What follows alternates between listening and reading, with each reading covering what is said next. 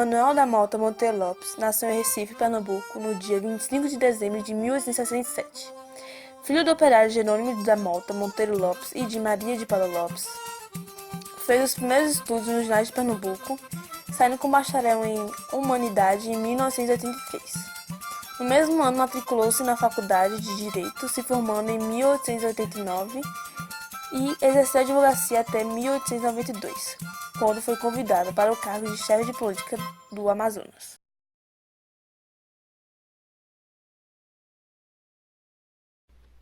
Bom, para começar, devemos mencionar o romance Recordações do escrivão Isaías Caminha, feito pelo escritor Lima Barreto, onde a sua obra ironizava as reformas adotadas por Pereira Passos, então prefeito da época. Bom, de acordo com o romance, o Rio de Janeiro estaria numa crise de amor próprio. Caralho, eu odeio minha vida! E para evitar críticas vindas de estrangeiros sobre a cidade, resolveu invejar Buenos Aires, que na época era uma, entre aspas, verdadeira capital europeia. Então, independentemente das ironias do livro de Lima Barreto, as reformas civilizatórias e modernas de Pereira Passos implicaram em negar práticas vistas como sinônimos de atraso, como as práticas culturais populares e as crenças religiosas afro-brasileiras. Mas antes, suas reformas tiveram como consequência o aliviamento do centro por parte da população pobre, que perdeu suas casas, sendo que o pessoal mais resistente a essa medida sofreu pioras nas condições de vida. Isso então acarretou numa sensibilização de Monteiro Lopes, que depois passara a se posicionar no debate público. Ele então ingressou na Irmandade do Rosário dos Homens Pretos, onde de uma certa forma se tornou discípulo de José do Patrocínio. Depois então afiliou-se à maçonaria.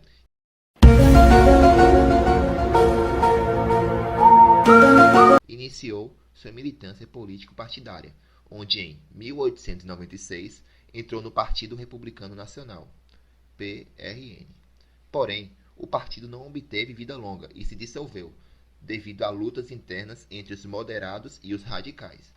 Ele sempre procurava ficar por dentro das novas filosofias políticas e correntes ideológicas, tanto do Brasil quanto do mundo.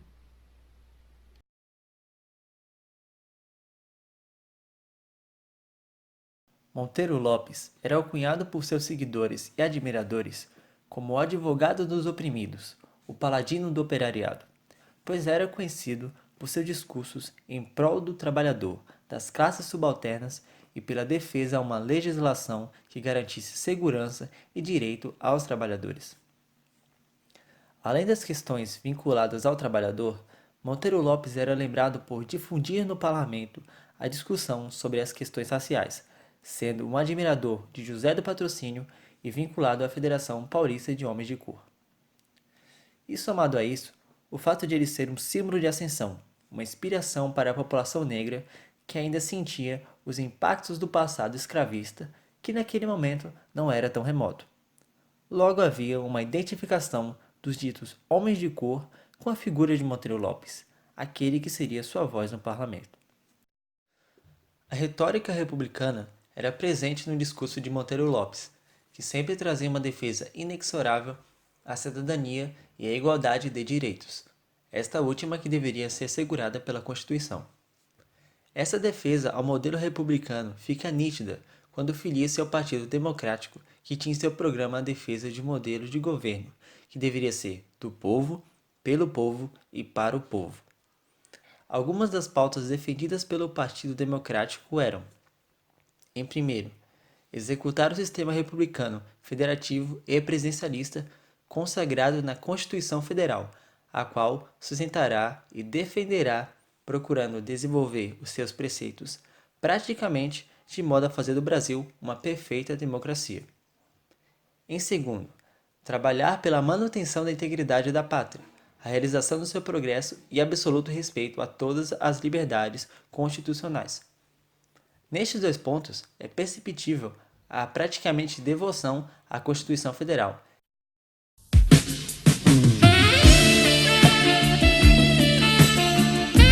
Essa que asseguraria a liberdade e cidadania à população. No que se refere ao voto, o partido pretendia pugnar pela perfeita realização do sufrágio popular, base elementar do governo do povo pelo povo, melhorando o sistema eleitoral por processos gráficos e eficazes que consagrem a verdade e liberdade de voto. Nessa última parte, como já era de discussão naquele período, encontra-se a presença do discurso em defesa do voto secreto, o que representava uma ameaça às oligarquias políticas vigentes. No, God! No, God, please, no! No! No! No! Quanto à universalização do acesso à educação, uma das pautas inclusive defendidas pelos homens de cor, o partido pretendia difundir o ensino primário, profissional e agrícola, tornando, o quanto possível, obrigatória a instrução primária elementar. E no que se refere aos direitos dos trabalhadores, o partido preconizava melhorar as condições de vida e de trabalho do operariado, proporcionando-lhe meios de conforto e a possível proteção social, estabelecendo meios e modos de manter a harmonia de interesses, relações entre os operários e as empresas ou os patrões, patrocinando as suas boas causas e justas pretensões, cercando o trabalho de medidas garantidoras e progressistas em benefício de todos os interessados.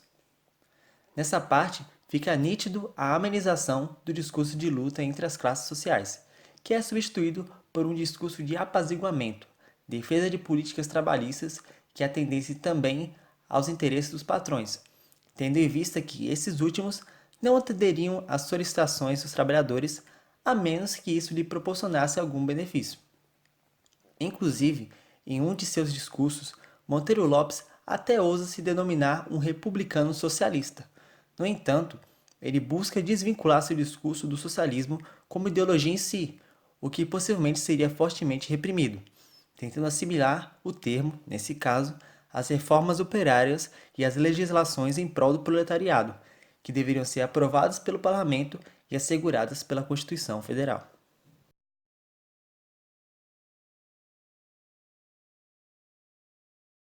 Em 1903, Monteiro Lopes lançou sua candidatura e, após disputadíssima luta eleitoral, foi eleito pelo voto popular para o cargo de intendente municipal, cargo que hoje corresponde ao vereador. Depois dessa primeira experiência parlamentar, ele tentou uma vaga na Câmara Federal. Embora sua votação não tivesse sido expressiva, saiu-se derrotado. 4 anos depois, lançou novamente sua candidatura para deputado federal. Dessa vez, o resultado foi outro. Já no final do ano de 1908, iniciaram as articulações e formações de alianças políticas em torno das eleições. Monteiro Lopes abraçou o projeto do Partido Democrático.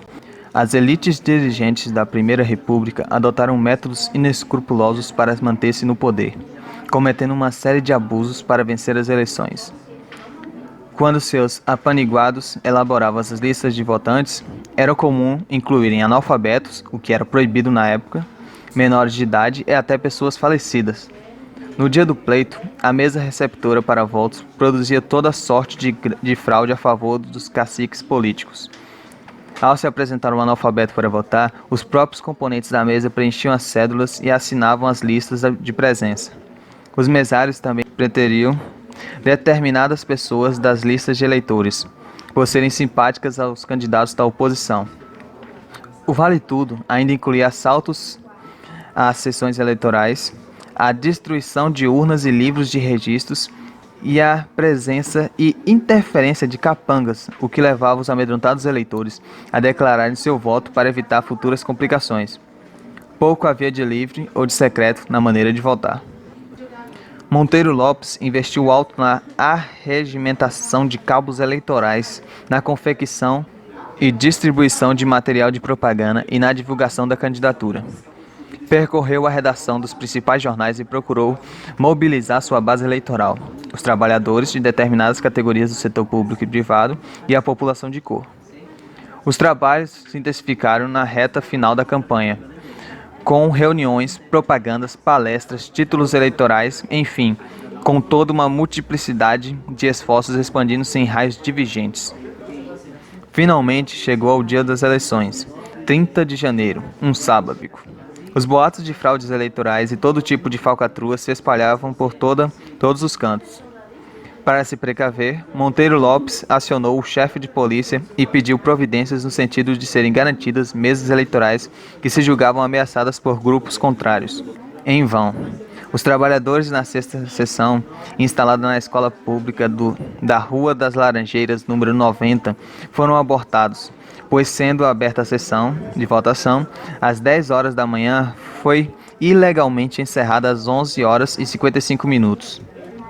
Terminados os trabalhos eleitorais da sessão da Rua Carmerino, os mesários saíram com os respectivos livros e atas, tomando um carro, ao que se dizia o macaco da saúde. Estas e muitas outras irregularidades foram denunciadas pelos órgãos das imprensas nos dias subsequentes ao pleito.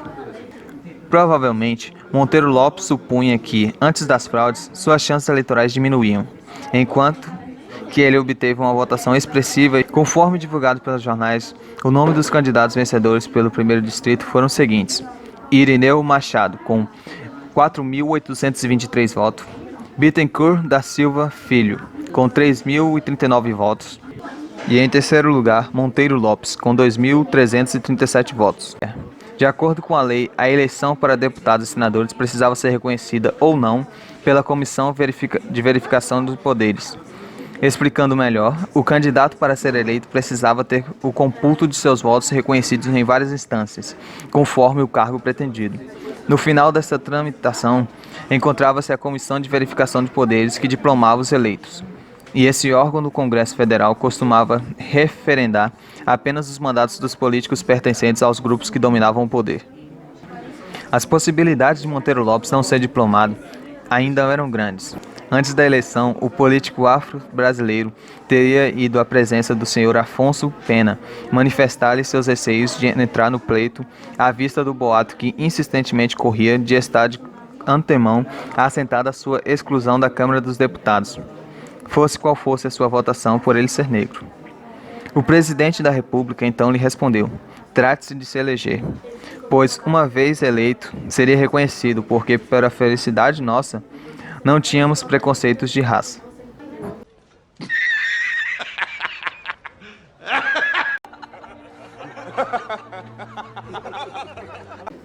No dia 28 de abril, novas ameaças vieram à tona.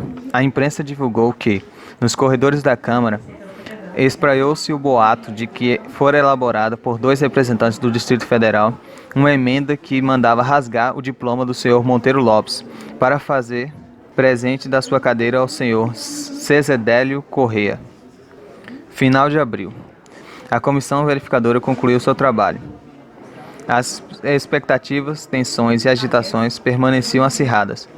Ao aparecer o nome da comissão verificadora, não foi apresentada nenhuma emenda. E assim, na tarde de 1º de maio de 1909, Monteiro Lopes foi finalmente proclamado e reconhecido deputado federal pelo Distrito Federal. O papel da mídia na vida de Monteiro Lopes. É inegável a influência da mídia, tanto brasileira quanto portuguesa, na vida de Monteiro Lopes. Ao noticiarem e desdenharem a carreira e presença dele no cenário político da Primeira República do Brasil. Os principais jornais que reportaram a vida dele foram o Correio da Manhã, a Gazeta de Notícias e o Século. Atualmente, informações a respeito da vida e carreira de Monteiro Lopes são escassas ou duvidosas. Por meio das reportagens desses e outros jornais, ainda temos conhecimento dos eventos ocorridos naquela época, mesmo que a maior parte da mídia pertencia e era regulada por portugueses. Alguns periódicos e pequenos jornais, em especial os do Rio de Janeiro, foram importantes para divulgar e manter preservado o legado deste advogado dos oprimidos. Por outro lado, a maior parte da imprensa e esses mesmos jornais já citados começaram a persegui-lo com sátiras e chacotas de cunho racial. Exemplificando, há uma nuvem escura no horizonte, já sei, é a candidatura de Monteiro Lopes. Era o que estava escrito em uma coluna chamada de Agulhas e Alfinetes do jornal O Século. Outro exemplo agora do diário Correio da Manhã, na avenida no momento em que apaga o lampião, isso por enquanto ainda não é nada. No dia das eleições é que vai ficar tudo preto. Essas são algumas das publicações que alvejavam um político somente pela sua cor de pele. Como visto, era comum eles associarem a cor negra com maus presságios, escuridão, ausência de luz ou simplificando o mal em forma de trevas. o qual era visto sempre como alguém de fora, às vezes chamado até de África, que demonstrava o fato de eles não aceitarem não só a sua candidatura, mas também de não o reconhecerem como brasileiro, e portanto incapaz de participar na política. A marca de cor dele foi usada inúmeras vezes para desqualificá-lo, menosprezá-lo e vê-lo como pertencente a uma raça de seres inferiores.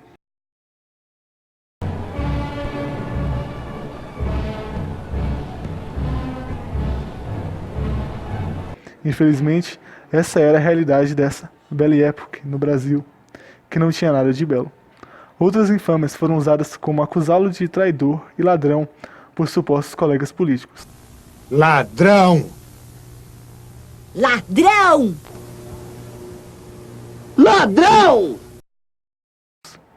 Mas mesmo com todos os esforços da mídia para destruírem o político negro, ele não desistiu e continuou lutando pelos projetos que apoiava, mesmo acreditando que se tornar um deputado federal fosse uma tarefa árdua devido à política dos governadores. Alguns dizem até que ele batalhou tanto a ponto de não ter o que comer. Durante as votações, muitas fraudes foram abertamente cometidas, como nos casos dos fechamentos de sessões antes do horário, o que foi reportado nos jornais como uma medida para precaver que o macaco estragasse o resultado daquela sessão, como foi dito pela Gazeta de Notícias. Ele foi eleito, mas ainda tinha chance de não assumir o cargo caso a Comissão de Verificação de Poderes não o reconhecesse. Nesse período, os ataques da imprensa ficaram ainda mais fortes e insistentes, com frases como: escurecerá a Câmara toda e ninguém mais poderá se mover. É uma vergonha deixar no Congresso alguém da cor de Monteiro Lopes. Essa gentalha nasceu para as senzalas e o bacalhau. Vá-se embora que as sessões da Câmara são de dia. A cor da política ficou em evidência. A imprensa sustentava seu ideário no racismo científico, que acreditavam na superioridade dos brancos sobre os negros, dos pontos de vista sociais, intelectuais e até mesmo evolutivos. Entretanto, Monteiro Lopes conseguiu apoio e muitos protestos foram feitos em seu favor e contra a intolerância racial. E foi com esses insultos e afrontas que o político negro teve que viver todo o resto de sua vida. Mesmo após ser reconhecido pela Comissão de Verificação de Poderes e se tornar deputado, as chacotas e piadas a seu respeito e da sua cor não pararam. Monteiro Lopes, morte e impacto. Monteiro Lopes faleceu no dia 15 de dezembro de 1910, por conta de problemas causados por diabetes. Assim que o Congresso Nacional e os deputados ficaram sabendo da notícia, a sessão que estava acontecendo no momento teve que ser interrompida e adiada, visto que todos os deputados, e ao invés de falar sobre o tema da sessão, estavam fugindo do assunto e comentando e elogiando Monteiro Lopes. A notícia dessa morte causou surpresa e espanto nas pessoas que eram consideradas de boa sociedade. Já para as pessoas negras, essas pessoas ficaram muito sentidas e tristes com a notícia.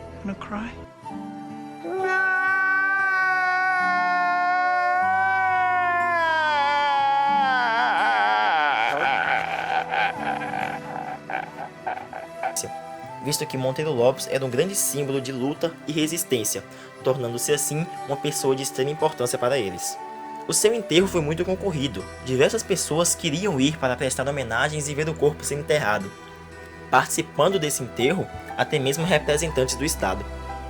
Monteiro Lopes deixou uma viúva, Zulmira Monteiro Lopes, e um filho, Aristides Lopes. Monteiro Lopes morreu, porém suas ideias e seus ideais de luta tiveram continuidade, que foram aderidos por amigos e admiradores de Monteiro Lopes. Esses admiradores e amigos fizeram uma reunião na Federação Operária para discutir formas de homenagear Monteiro Lopes. Como resultado dessa discussão realizada por eles, foi decidido criar o Centro Cívico Monteiro Lopes, que na época foi presidido por Honório Menelik.